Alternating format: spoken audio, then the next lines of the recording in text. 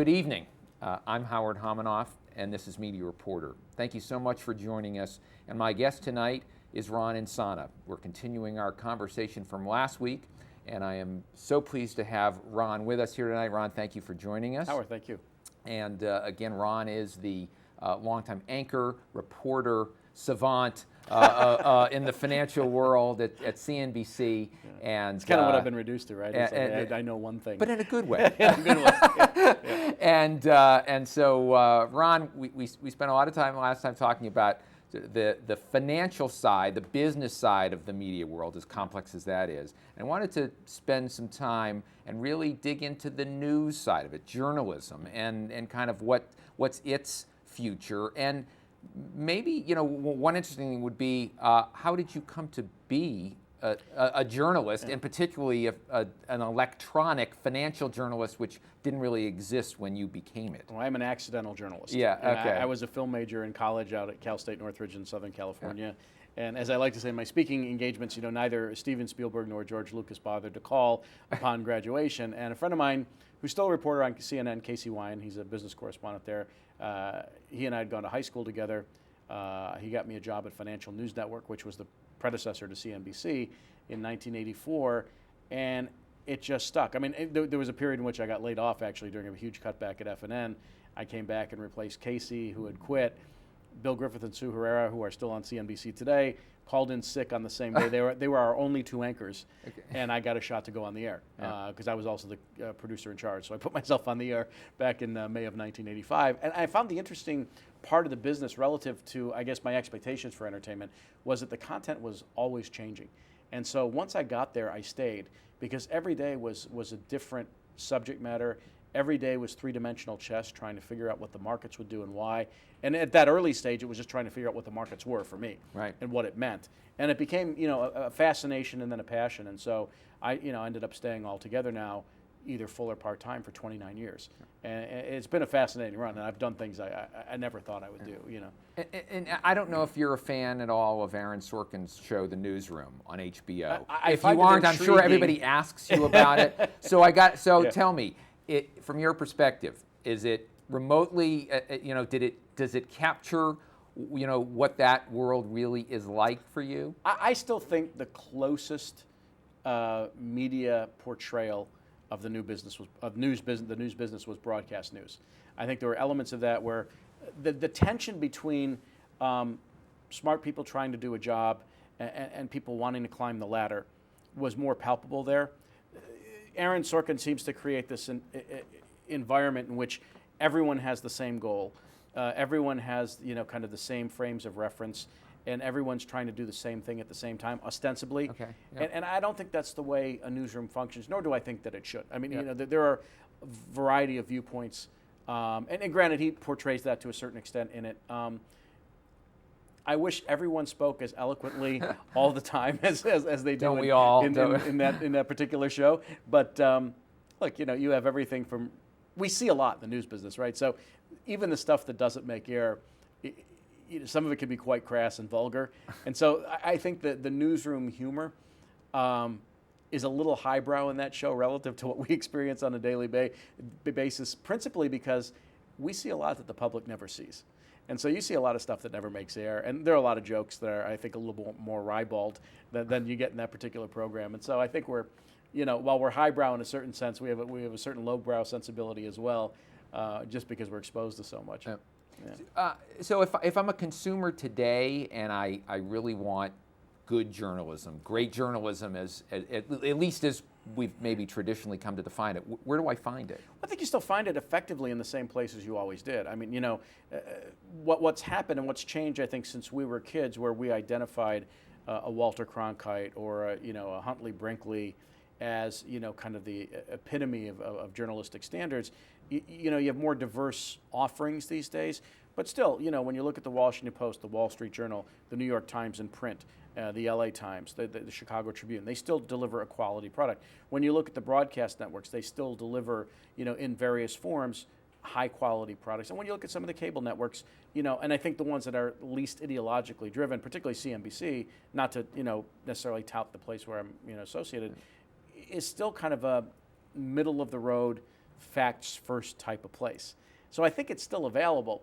It's being fragmented, and I think the offerings that are coming from new media challenge some of the assumptions and standards that we grew up on. And I think that's going to be a real challenging issue going forward. There's for some time now, the at least the conservative narrative is the liberal mainstream media. Yeah, I love that expression. Okay. Never true, once, false. What you've lived in it for 25 years, and no one believes me, right? I mean, the fact is that I've worked at CNBC, MSNBC, NBC Network. I've been in planning meetings at CNBC. I've been in editorial meetings at NBC. I've done numerous spots for NBC Nightly News, for the Today Show. Not once in the entire time that I worked at the organization did I ever have a political conversation about how to frame my particular point of view on a story, or how to slant something that fits someone else's point of view. Never happened to me, not once. No one believes me. I will say this in public speeches. They just make assumptions about what people's belief structures, my own included. I mean, I'm a Rorschach test effectively on television. I mean, people will see in me whatever they want to see politically. And I find that intriguing, and I also find it a little bit annoying at times. But without knowing my politics, people make some rather radical assumptions about what I think. And I'm very non-ideological when it comes to politics per se. I'm more driven by the economics of a particular story when it's in my field. And I think I'm more driven by outcomes when it's a political story than I am by ideology. But I've never been in a room, and I've been in rooms with Tom Brokaw, Tim Russert, Katie Couric, Matt Lauer. Whatever their views were, no one ever tried to influence my coverage, ever. You know, whether I was interested and supportive of the Bush tax cuts, you know, whether I wanted bigger stimulus when President Obama was first in office. I mean, no one ever said I couldn't say that, and on either side. Yeah. I think there are people who are liberals in the media, no doubt.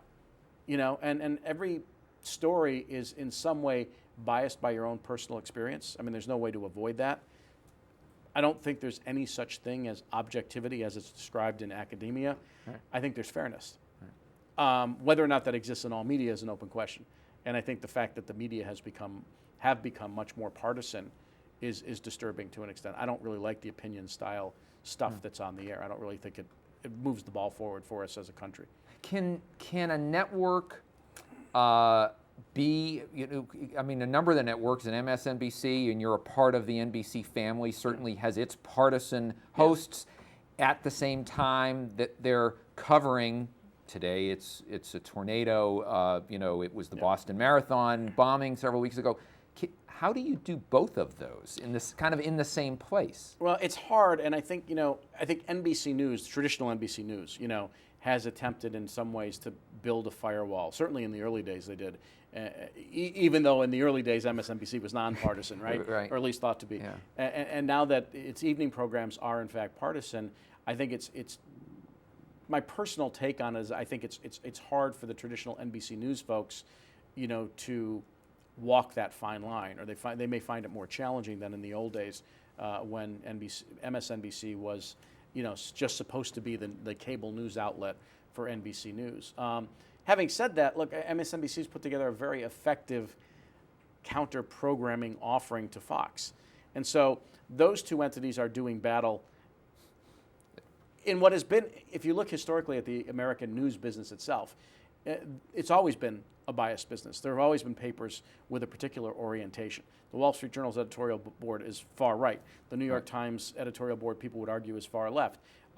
So in a certain sense, evening programming for both those networks is what the editorial page is to a newspaper. Yeah. And in the daytime, presumably, and they both argue, you know, they're both straight during the day.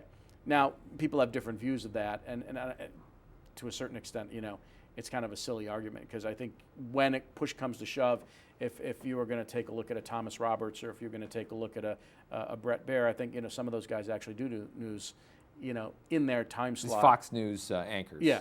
Well, one's Fox, one's MSNBC. Okay, right. You know, Tamron Hall, I love. You know, and I think, you know, Brett does a serviceable job on Fox, playing it down the middle. He tilts a little bit to the right, and I think, you know, some of the MSNBC folks may, even during the day, tilt a little left. But when it comes to covering a breaking news story, I think those folks in the daytime do a fabulous job at doing what they do, which is cover the news.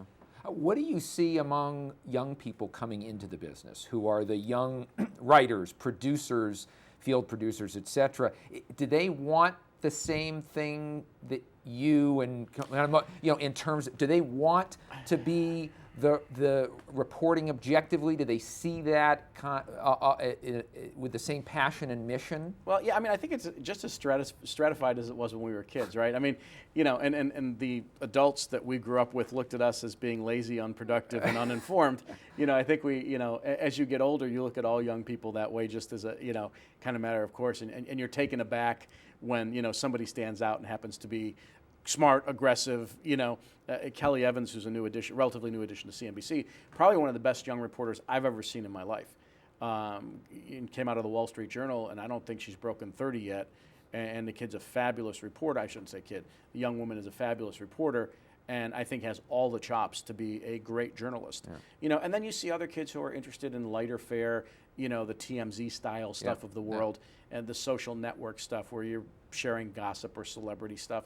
It's probably not any different than when we were kids. I mean, you can go back to Socrates and find complaints about younger generations being less interested in what you're interested in. But by definition, all younger people are less interested in what we're interested in. We have kids, we have mortgages, they don't, But look, there's a crop of very talented young people. There's a crop of very talented young people in the new media space. They're doing it radically differently than we did it, and whether or not that works and has, staying power as they move into their, 30s, 40s, and 50s is an open question. But, I think it's just as mixed as it's always been. There were, there were standouts when we were growing up. There are standouts now. And then there are kids who do things completely differently, right? Yeah. How about in financial reporting specifically? Yeah.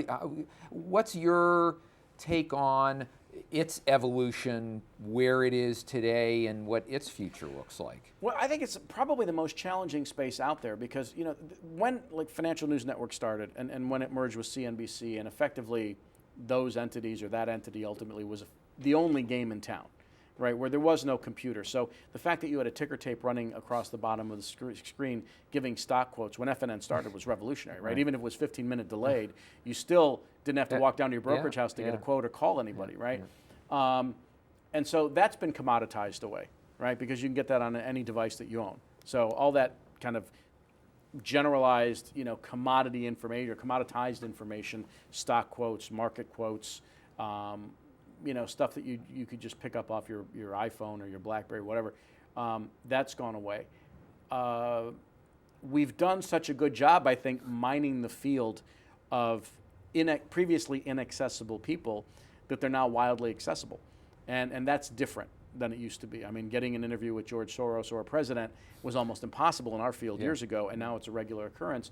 And so it's become less of a differentiator than it used to be. So I think there's now a burden on a CNBC or any financial news network of sorts to provide context analysis and perspective, but still remain competitive in a world where the style and the delivery has changed relative to when I grew up. We were a very straight shop. As crazy as FNN was, and ultimately, we went bankrupt because of our boss's financial misdeeds, rather ironically, right? Yeah. When Bill Griffith, Sue Herrera, myself, Diana Kuricki, Ed Hart, John Bollinger, when we went on the air, it was all straight financial talk, right? And even when we merged with CNBC, we ultimately gravitated towards a market focus. I think Roger Ailes did a fabulous job in reorienting the programming in such a way that it was faster paced, more lively. It's continued down that road. And the question for financial journalism, I think, is, how do you balance the competitive pressures of being opinionated, of being, somewhat entertainment oriented, and still provide the fact set that's really necessary for the audience that needs that service to find it as a value-added product. How do you balance because financial journalism, I'll just stick on it for a minute, it's a world that a lot of people are intimidated by. Yeah, sure. The high finance, Wall Street. I don't understand that. I never liked math. Whatever, wherever they're coming from. I never liked math. Yeah. Of course, there's people who did like it. Now they're billionaires. Right. They're billionaires. So it shows what we know. Which is why we're not. But how do you balance this kind of intimidating subject matter historically with you need to be entertaining, interesting, Yeah. and how do you strike that? How do you get good at it? Yeah, I mean, my argument has always been, even since I first got in the business and I started to understand what we were doing, is that of all the kinds of news that get reported, finance affects more people than almost any other kind of news. Because at the end of the day, what the markets do, what the economy does, even in kind of niche-y little corners, like, I mean, no one cares about oil prices necessarily on a daily basis, but you're paying for gasoline, right? or nobody cares what the dollar does, but ultimately you may worry about inflation or something like that. So what we do touches people on a daily basis. The problem that we have is like being a medical channel or a legal channel. You're speaking a different language. So you have to, I think you first, as someone who delivers that information, you have to have a deep understanding of what it is you're covering, and then you have to translate it into English. And I think that was always the challenging part. I mean, when I first went on the Today Show in 1997, and I was going on to talk about interest rates, and I remember my colleague Janice Lieberman, who was their consumer reporter, still is for that matter, recommended me instead of her to do a piece about the bond market. And to be rather indelicate, I don't know if I can on this show, but I was going on the show and Jeff Zucker walked up to me, who was the executive producer of the Today Show at that time, understanding that I was in a world where CNBC used a fair amount of jargon and talked traderese most of the day. Yeah. And when I was about to go on the Today Show for the very first time, he looked at me and he said, "Whatever you do, don't do that shit you do on cable." Pardon the French. Yeah. But I got it right away, which is, look, put this in English. This is a different audience. It's a different business. Yeah. Now, we've managed to do that, I think, effectively across the board, whether you're on CNBC or NBC these days, is you do have to distill it down to, you don't have to dumb it down. You have to distill the language down to such a point where people can understand the essence of what you're saying. And it always is boiling it down to the essence. What does it mean to the person on the other end of the camera?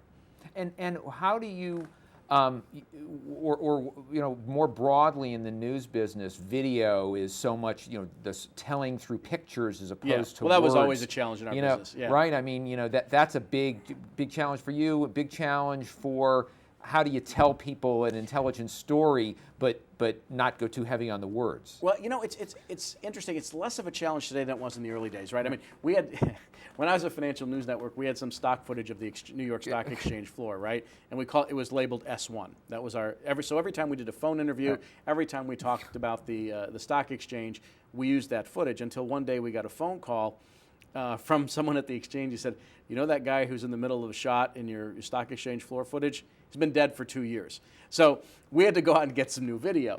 But what happened was, in the 90s, there was this revolution when Dick Grasso opened the floor of the New York Stock Exchange to our cameras, and we started reporting live from the floor of the New York Stock Exchange. Pictures suddenly went with a stock market story. Right. And they were dramatic pictures. I mean, as far back as 1987, I covered the stock market crash from the floor of the Chicago Board of Options Exchange, the Mercantile Exchange, the Chicago Board of Trade. When you get into a pit with 1,000 guys who are losing their minds, their money, and it's a scream fest, that's drama, right? Yeah. So we started getting to the epicenter of the drama of finance, of the drama of the economy, and you go out and you tell real people stories. In the foreclosure crisis, people who are losing their homes.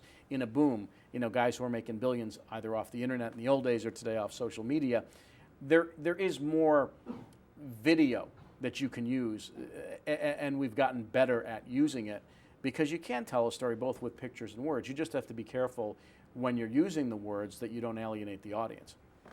Who do you think today, outside of a CNBC, and one of the things that we've talked about is that the recurring theme is generational, right? And how do you get to young people with news, with objective journalism, whether it's in pictures or whether it's in words? How do you do that, and who do you see anybody doing that well today? Well, it's funny because I'm of the mind that there are smart kids, and there were always smart kids who were interested in the news, right? As when we were growing up, I remember having political discussions with my friends in high school that some of my other friends didn't have and couldn't care less about, right?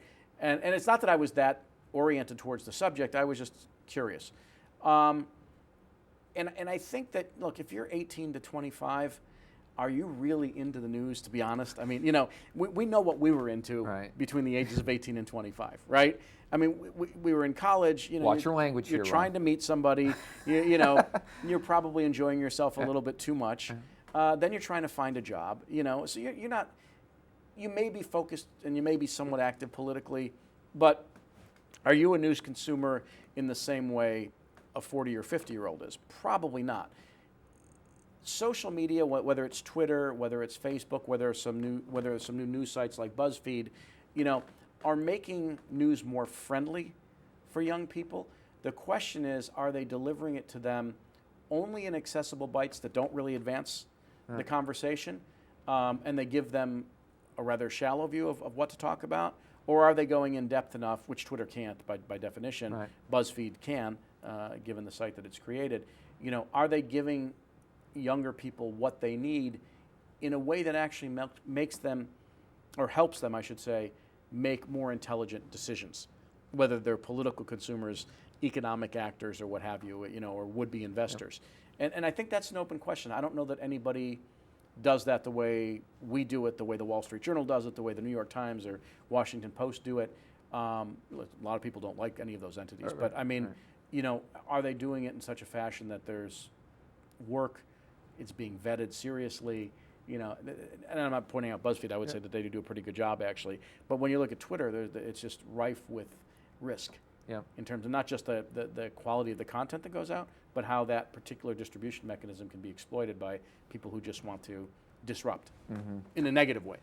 How about the influence of proliferation of bloggers in the news business? And whether it's news or whether it's opinion or whether it's a combination of both, is it a potentially, is it a good thing now? Is it potentially a good thing? Is it just a pox on all of our houses? Remember when your dad hated the Beatles? Okay, I'm now my father with respect to blogging. Okay, from a journalistic perspective. I mean, I think granted, there are some smart people who blog, and there are some people who do a very good job, and we've found new talent. Guys like Andy Borowitz, for instance, on the humor side, fabulous what he does, right? Great satirist, does a great job. And there are some bloggers who have done some, I think, interesting things. I also think it's a totally unvetted wilderness that makes our job more difficult rather than easier. Because I think a lot of the people who blog they would argue we're too close to the story. I would argue they're too far away from it to have a sufficient understanding to be spewing stuff on a regular basis. And it worries me because the problem is that while it's leveled the playing field of who can speak, the playing field is not level with respect to what's known, right? And I think that's the real problem and the real risk in the blogosphere is that you have no way of knowing whether that blogger has the foggiest idea what he's talking about. Now, granted, there are people on television who have very long, lives in front of the camera who don't know what they're talking about either in certain instances. And so that problem's been there as well. I just worry that the proliferation of information isn't leading us to greater wisdom. Yeah. I think that's a risk. So, all right, so I'm going to put you in charge. You're the czar of news today. Yeah. What's the 21st century news organization, company, site, whatever we want to call it? What does it look like? I think it would be, a combination of the best traditions of the old and the, I think, increasing accessibility of the new, right? So having news that can travel anywhere with you with the same standards of quality, and again, people will disagree with this notion, that we imposed on ourselves or had imposed upon us by the institutions we work for. And I don't think you have to compromise quality to make it accessible, to make it interesting, or to make it ubiquitous. And I think that the trend, because of the proliferation of outlets, and again, it's like, it's like adding players to a sports league. People argue about whether or not you're diluting the quality of the talent pool. And now people could have said that about us in cable, right? Because certainly I wasn't as skilled as Tom Brokaw as an anchor and a newsman, right? One could argue that those three guys who occupied those chairs for so long, and now some of the women who do, were uniquely suited for the job.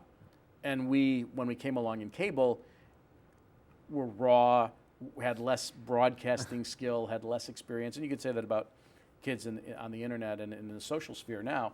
But I think you have to blend the traditions. I mean, the accessibility is fabulous. The portability is fabulous.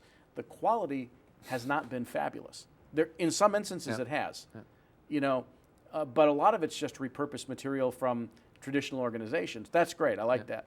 But I think that the standards for internet journalism could be a little bit higher. It reminds me, one of my former bosses said to me, you know, there are three ways to get something. You can have it good, fast, and cheap. Yeah. Pick two. Yeah, pick two. Right. Yeah, so exactly. you know, so well, what we used to say was UPI was first, AP was right. Okay. Yeah. You know, so the quality part of it is, and sometimes it's expensive, right? Quality's expensive. And it's hard sometimes, right? Oh, it's really hard. It's hard to do it well. Yeah. How do you fund the quality today? You know, we see the beginnings of ProPublica, for those who don't know of it, and you may touch on what that is and sort of its, I don't know, foundation model for journalism. Is that what we need, or do you not have to go I don't know. there? I mean, I think we're having a pretty brisk conversation amongst ourselves as to whether or not an old school model with new school distribution capabilities is something anybody wants. Does anyone want non-ideological, straight information that may be a little bit more boring than some of the other content in terms of its presentation? Yeah, I had a technology investor the other day tell me the age of the talking head on TV is dead. You know, now for someone like me, that's a little bit scary because I've made a pretty good living doing that for most of my life, and may still get in the future. And I don't know that that's true. I mean, I think what may be happening is that the audiences are discrete. The baby boomers are a 77 million person audience. The Gen Xers are in 70 million of those, and then there's 100 million millennials, right? So we may end up consuming our information differently, and our model may die with us. I don't know.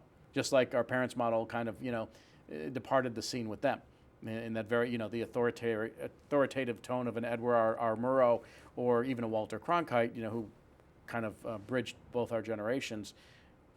Those voices were unique to our period, and our kids may come up with voices and will come up with voices that are unique to theirs.